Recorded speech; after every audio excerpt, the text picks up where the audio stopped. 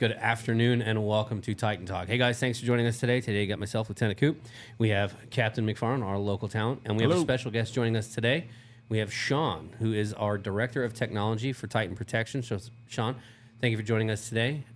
We appreciate you taking the time out of your busy schedule. We know that you're always extremely busy. So thank you so much for joining us. Absolutely. Happy to Welcome to the show. Appreciate it. So we're going to give a little bit of an introduction about Sean, get some background from him, and kind of a little bit about what Director of Technology means to Titan and what that role entails, because that is kind of a fairly new one, at least over the past couple of years. And it's kind of developed from, I think, when you first started to what it is now. How long ago was that? Almost 2 years ago. Yeah. About that. So what does Director of Technology mean? So Director of Technology is looking at the emerging landscape of the monitored environment, using cameras to build analytics to look at the scene, and then be able to act appropriately with a human, getting that information over to a human, make the final decision on whether to dispatch or not dispatch security. Okay. And when you say the analytics, because we've got a couple of those videos up on our YouTube from way back when, where they'll have the outline of the person. It'll pop up red saying, hey, this is somebody that's not supposed to be here. And that gets it back to our dispatchers where they can make the determination, hey, is this person supposed to be here, or is this something we need to notify patrol officers or PD about? Correct. So the analytics have really come a long ways in the last couple of years.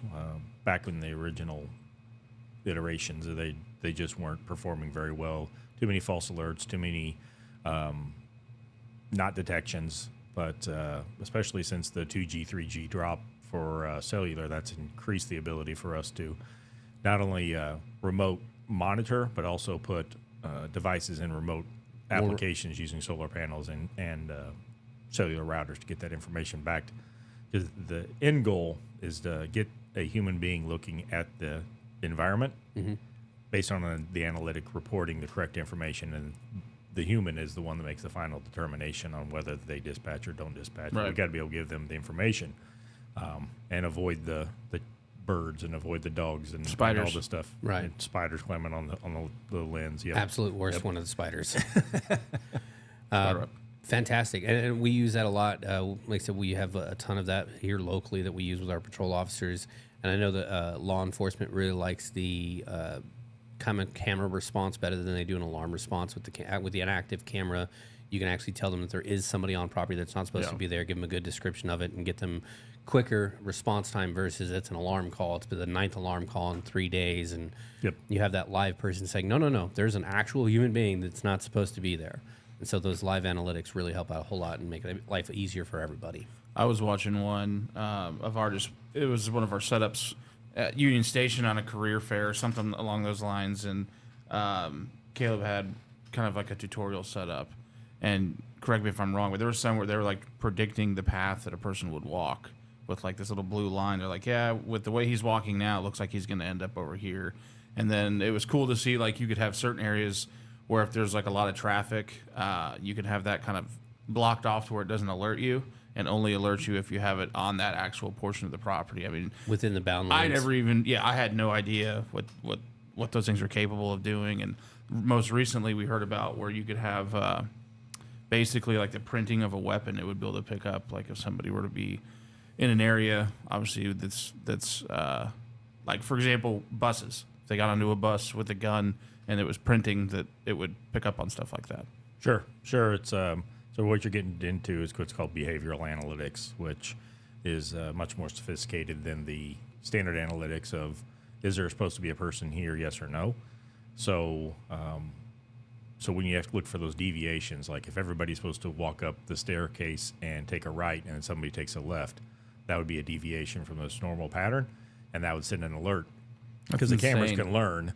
Yeah, and it could be legitimate, right? Let's say it's where they, the custodial staff stores their stuff, and they just happen to come in early that day, and they go up there and go to the closet that's on the left when everybody else normally goes and takes a right, maybe in a museum to walk up to the next level. Sure. That would send an alert that says, hey, this is an unusual deviation from the normal patterns That's that wild. are out there. Yeah.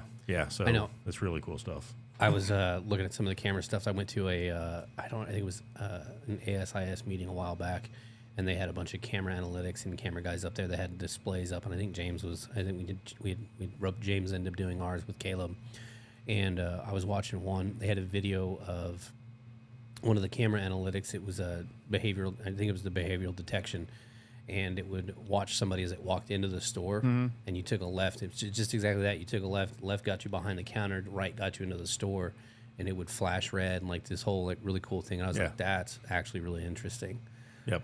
I also saw recently there's a store that started doing facial recognition, and so if you were on their trespass list, you would walk up, you'd look up at the camera, and if it registered you on their trespass list, the door would stay locked and it would flash red and saying alerting PD. And then other people would run. If you were cleared, it would turn green and the door would unlock, which is a really cool thought process behind that as well.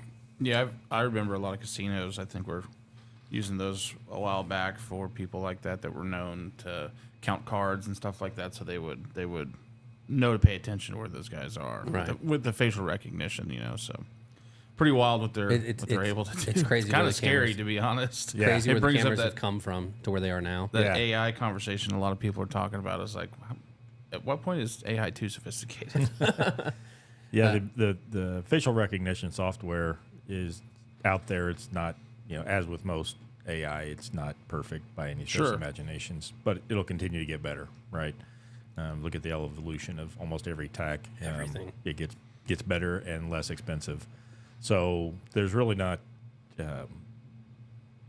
any real challenges. The biggest challenge is what can the camera do, right? A camera can't. A normal security camera can't see, 40 blocks away. The technology is not there. So you can have the most sophisticated analytics on the back end, but if your cameras just can't support that, or you can't get a clear enough view, then it's obsolete. Right. Yeah. Right. You can put the best driver in a race car. Sure. But if you put them in a 4-cylinder going against some drag races, it's just not going to happen. I mean, there's a limitation of what the hardware can do. Or if somebody spray paints it. Hey. Yes. We were at a site the other day where it had happened, and he picked up. We're like, it wasn't monitoring it, or wasn't the motion sensor, and he's like, it's spray painted. Yes. Oh no. Yeah. So part of the analytics is when you want people to be out there and in a construction site, we'll say. Yep. People will be moving around the construction site at all different times, and the cameras are going to still record that, but they're not going to send the alert to the human because there's people out there doing the work They're supposed to be there within the time frame or something. So if somebody decides to vandalize the equipment during the day, it's not necessarily going to show up. And if they move, it can be a tamper alert. But if you come up with a can of spray paint during the day and you spray paint the cameras, that's probably not going to catch that. Yeah, it's not going to register. Right, and then it shuts down the ability for us to monitor at night. Yeah, that's there's ways to fix that. Move the cameras or put them up higher and stuff. But you think about when it's a construction site, there's ladders, there's all kinds of equipment where you're constantly going to be battling the criminals. They're creative. They come up with a lot of different ways to hinder the ability for you to stop them. Yep. So then you talk about the camera angles and what's possible, what's not possible. So it gets very technical as far as what we can see and what we can't see when you're trying to install the hardware to make the software analytics work back. Yep. I know that when 2 years ago when you started, we started down this road for virtual officers, which are some of the camera systems that we use for some of our clients. Since you come into light here and started down this path, you have made several iterations and different generations and getting nothing but better and better and better for those virtual officers. I remember it started off as a little box with 2 cameras on it. Yep. And we've gotten so, the technology's come so far and we've gotten so advanced with it now is we've got standalone units that are solar powered, units that are all ready to be placed up and put out, and to all of the analytics and everything behind it, and just set it and go basically. Yeah. How long? Until we get bipedal RoboCops. Sure. I'm working on it. How many, when you're looking at some of these camera systems that some of the clients that we deal with are interested in, what do you see more apt to? Are they more wanting the standalone version where it's self-powered, that's just a plug and play, you set it down and let it go, or are they looking for more something that plugs in to be more long-term? When you talk to clients, what do you kind of see more of?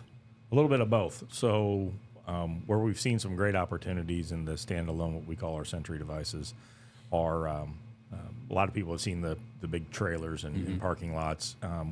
Ours, we sell the trailers too, but they're really what we've designed is a smaller version that does exactly the same thing. It's much more readily deployable. Once you get them out there, you set them up on their stands, and then they sit there and you set it and forget it kind of scenario to watch the perimeter or watch whatever you want it to watch. So the technology has allowed us to, maybe you got a lot of property and you want something to watch that back gate on the North 40, right? Right. Until the solar panels and the ability for the LTE network to really start working, you would get very slow lag times. So it really wasn't plausible for it to watch. So construction sites or anybody that needs perimeter protection is really where these types of scenarios are paying off.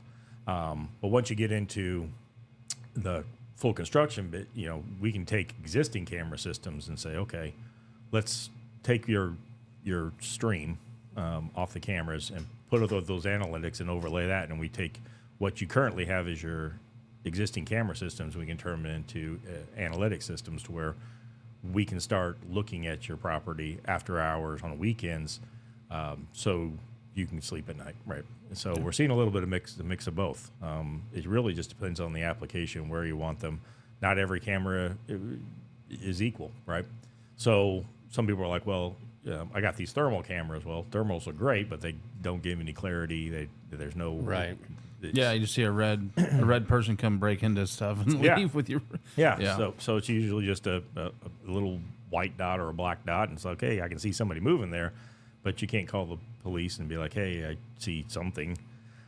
So each environment is completely different, and we work on that customization to really help them figure out what their use case is and how to install it. There's a ton of specialized cameras out there. You can go from the basic little bullet camera that you'll see on just about every storefront out there, all the way upwards of thermal, night vision, multi cameras that got 4 or 5 cameras in different directions, zoom cameras that zoom 62 blocks in one direction.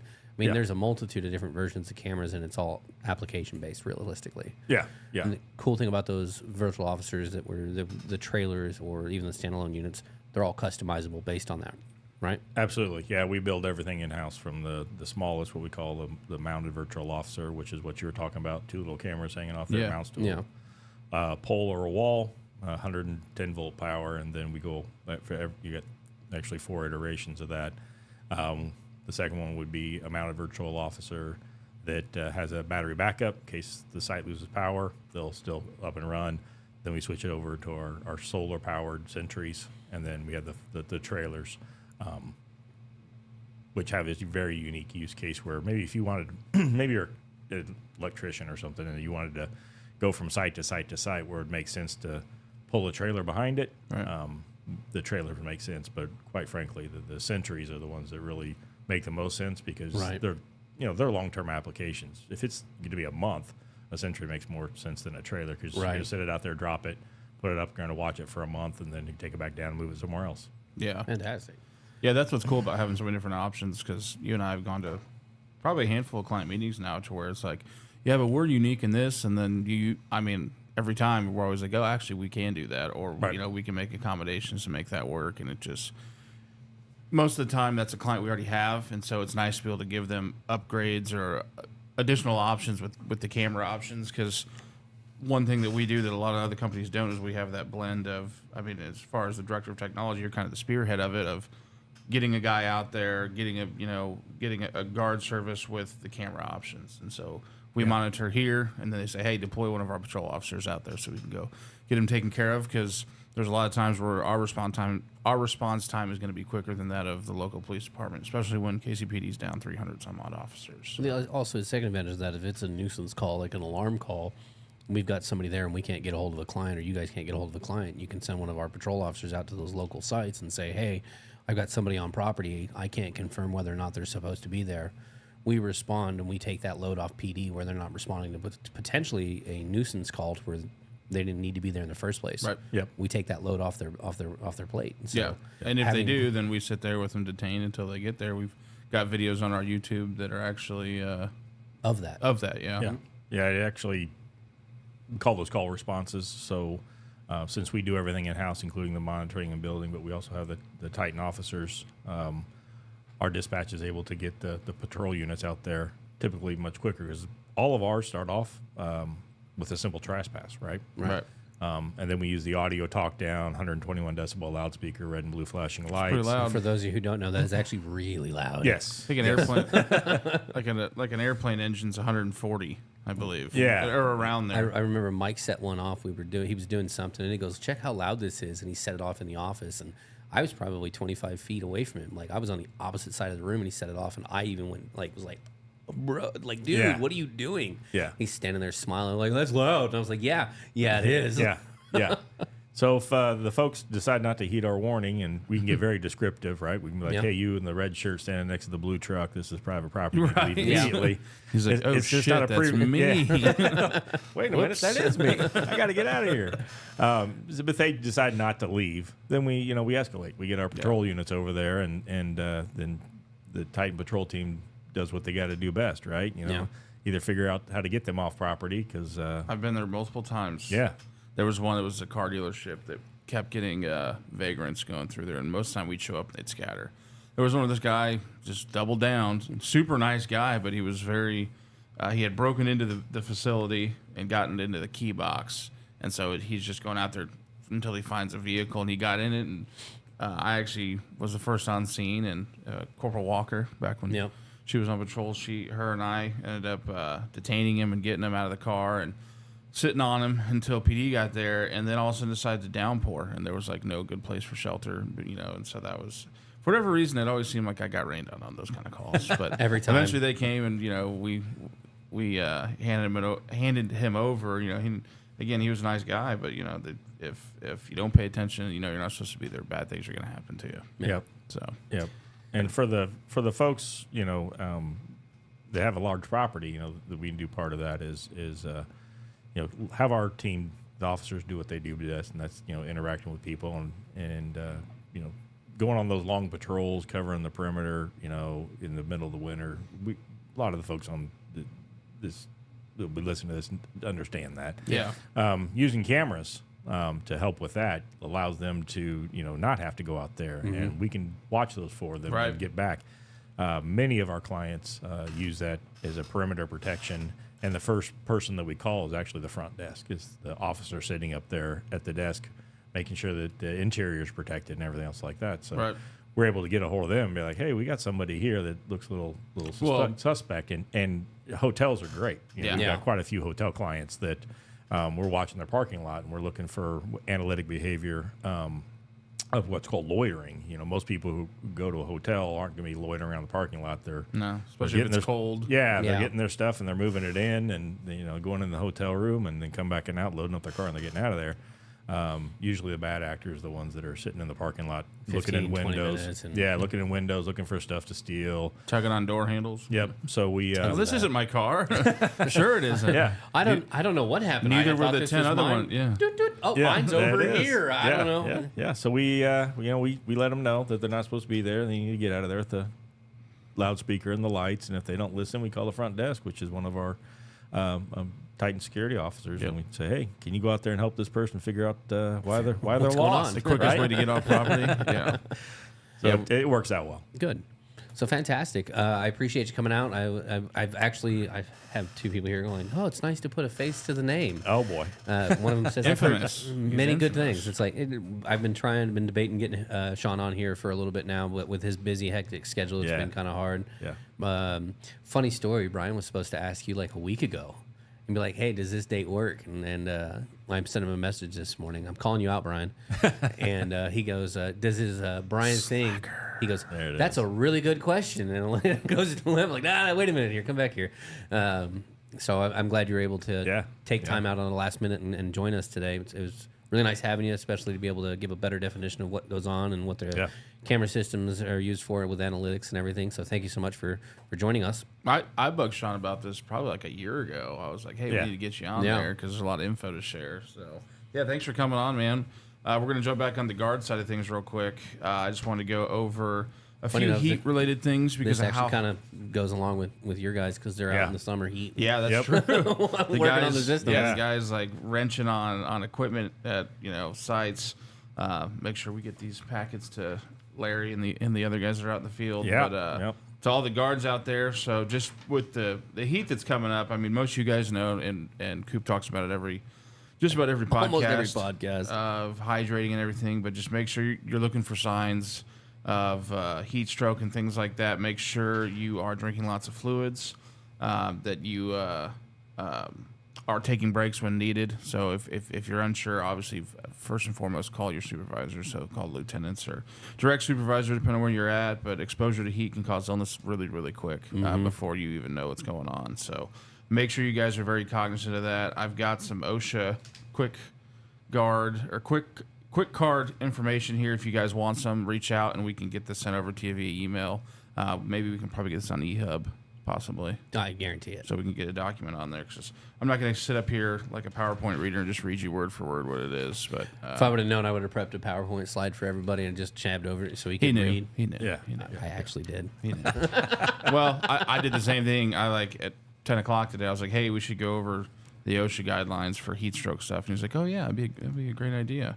So, but just make sure you guys are paying attention. Look for those symptoms. If you're getting lightheaded, dizzy, stuff like that, reach out to a supervisor. Let us know. Hey, I'm going to take a. Suzanne, coffee and energy drinks are not a good substitute for water for heat stroke. That is a fact. No, it's We are not like Mr. sugar water. Mr. Patton over here who drinks 6 cups of coffee in a day and goes and zooms all over the office. What are we? Zooted is what we call it.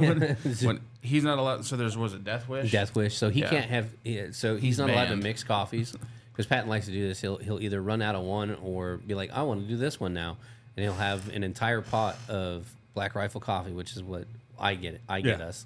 And then he'll be like, "Oh, I'm gonna make a pot of Death Wish." He's no longer allowed to do that because when he mixes the two, it's like watching. You ever watch the Hoodwinked? That Yeah, little yeah, squirrel. when little they get- squirrel, That's yeah. that's him to a T. Yeah, like he absolutely. He to a could T. hear colors. It was Yeah. it was wild. He was, He was standing just there- vibrating. He was standing there. He was doing this. We're like, "Are you okay?" And he goes, "The sounds are nice." I'm like, what are you talking about? hear my They hair look growing. pretty, and it's like, oh, we've got a problem. Yes.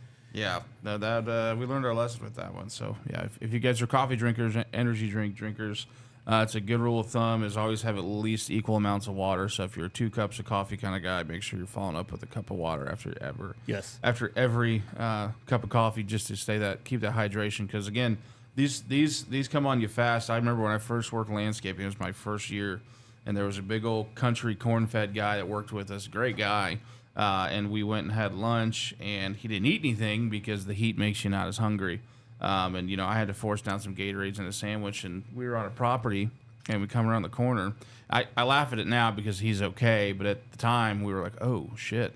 He had fallen face down on this like mound of grass, and he was passed out. I mean, he was still breathing, so our supervisor went over at the time and the shift lead grabbed a hose from the client and started spraying him. And it just looked like we're spraying like a beach because he's a big dude, just spraying down an animal out in the yard. Come on, wake up, wake up. Well, and you don't realize that water that's in the hose is really hot before Yeah. the flow starts going. So he woke up and he goes, "That's hot, that's hot." And so we started hitting his wrists and everything. And I mean, looking back, he was fine. And then 1 second, just out of nowhere, We had it. went down. And luckily, he didn't fall, in the street or onto equipment. It was, just a nice little mound of grass. But make sure you're paying attention to your body. Listen to your body when it tells you things like that. We had that happen in high school. It's the only time I've ever seen it, like more than one person do it. We had like half the. Okay, sports ball. Don't know the terminology. Don't hate me for it. We had half that front line, O-line. the O line. Yep, Yeah, football. you just watch them. They're all in position. You just watch like 4 of them just go. Yep. And our coach is standing there and he goes, "Fuck." Turns around, walks back, so saying, walks No out with bueno. the hose and starts spraying them down. We're all just sitting Yeah. there. It's just practice. It's not a full game or anything, but Yeah. it's just practice. That's what you have to do. And we all just watch him. He's just starting to spray these guys down. We're just like, that's probably not a good thing, dude. Like, you had half the front line just drop face first. Like, Mizzou had a guy die. This is probably about 10 or 15 years ago, who went down, and they didn't, really follow their proper protocol, and so I'm sure they got in a bunch of trouble. But that's a kid that's, these are college level athletes that are in great shape and take good care of their bodies. I am guilty as charged in this industry. do not do as much as I should to take care of myself, especially being out in the field. You guys make sure you're treating your body, giving it carbohydrates, giving it lots of water, so you can avoid these situations. So I think it actually has a crossed out coffee cup right here. It does. Patton.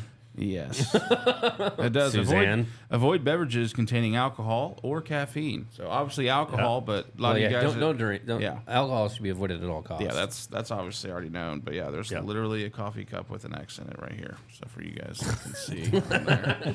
Don't drink coffee in the field as much as possible. So, well, do you want to look at the weather? Other than that, I think we'll hop on to the weather, and then my we'll phone's charging. Let Sean get back to it because we know we're taking his precious time. Oh, dude, there is a heat wave. Oh my goodness. Yeah, Wednesday's All gonna be like 100 so degrees. Tuesday. So we're looking at Christmas. Tuesday. I got a 20% chance of rain with a 97 temp. Wednesday it's gonna be cloudy in the morning, clear and sunshine with 101. Thursday's just sunny all day with 100. Friday is cloudy in the morning with 100.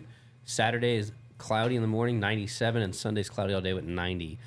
And then we got a nice little heat wave coming in, so please take care of yourselves, guys. Drink lots and lots of water.